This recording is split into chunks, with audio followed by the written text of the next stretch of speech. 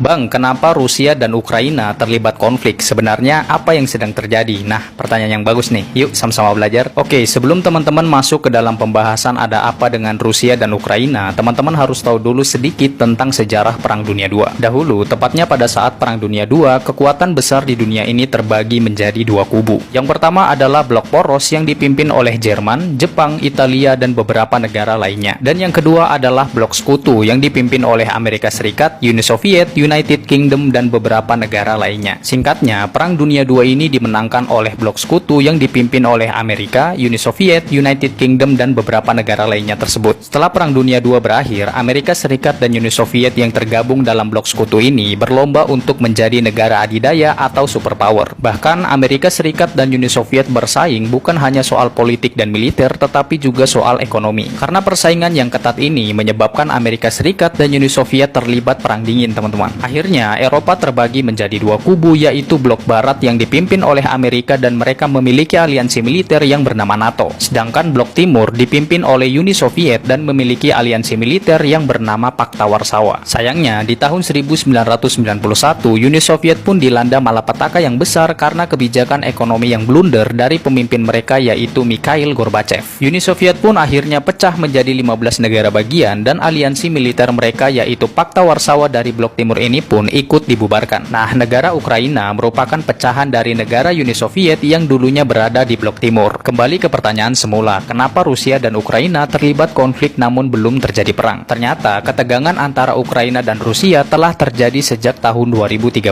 teman-teman. Pada saat itu, Ukraina berusaha menggulingkan presidennya yang pro dengan Rusia yaitu Viktor Yanukovych. Karena peristiwa itulah, akhirnya Rusia mencaplok semenanjung Crimea yang merupakan daerah Ukraina agar gabung dengan Rusia di tahun 2014. Tak lama setelah itu, ada gerakan separatis yang pro akan Rusia di beberapa wilayah di Ukraina dan mereka mendeklarasikan kemerdekaan dari ibu kota Ukraina. Karena peristiwa itu juga, maka terjadilah pertempuran yang menewaskan 13.000 tentara dan warga sipil. Nah, menurut Presiden Putin, sebenarnya Ukraina adalah bagian dari Rusia secara budaya maupun historis. Dalam segi ekonomi, Rusia juga sebenarnya telah mengajak Ukraina untuk bergabung ke dalam Uni Ekonomi Eurasia. Uni Ekonomi Eurasia ini didirikan oleh Rusia untuk memperkuat kerjasama internasional dalam bidang ekonomi, khususnya negara bekas Uni Soviet. Tapi lagi-lagi, Ukraina menolak dan lebih memilih untuk bergabung ke Uni Eropa dan NATO. Presiden Putin pun sangat marah karena adanya prospek pangkalan NATO di perbatasan Ukraina ini, dan hal tersebut akan membuat garis merah antar kedua negara ini, teman-teman. Pihak Rusia juga mengatakan bahwa sebenarnya penempatan ratusan ribu pasukan di perbatasan Ukraina adalah antisipasi ekspansi NATO ke arah timur. Dan juga ini merupakan reaksi Rusia atas hubungan intensif yang mulai dijalin antara NATO dan Ukraina. Keberpihakan Ukraina terhadap NATO pastinya membuat Rusia merasa terancam khususnya di daerah perbatasan. NATO juga meningkatkan dukungan terhadap Ukraina dalam hal persenjataan, pelatihan militer, dan personel militer. Presiden Joe Biden juga mempertimbangkan untuk mengerahkan beberapa ribu pasukan ke Eropa Timur beserta dengan alutsista dari negara-negara yang beraliansi dengan NATO. Peluang peperangan antara Rusia dan Ukraina yang akan melibatkan blok barat dan blok timur ini pastinya masih terbuka nih, teman-teman. Dan sampai saat ini, baik Rusia maupun Ukraina belum ada pembicaraan yang membuahkan hasil positif.